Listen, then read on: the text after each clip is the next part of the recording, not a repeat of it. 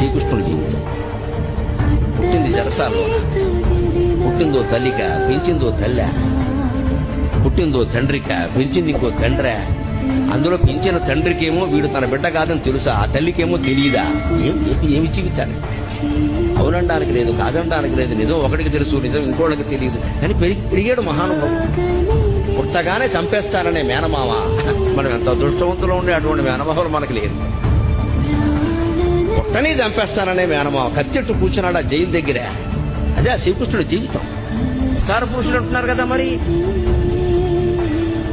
ఇంత భయంకరమైన జీవితంలో కూడా భగవత్తత్వాన్ని వ్యక్తం చేసిన మహానుభావుడు శ్రీకృష్ణుడు. కృష్ణం వందే జగత్. పరిత్రాణాయ సాధూనా వినాశాయ చ దుష్కృతా ధర్మ సంస్థాపనార్థాయ సంభవామి యుగే యుగే.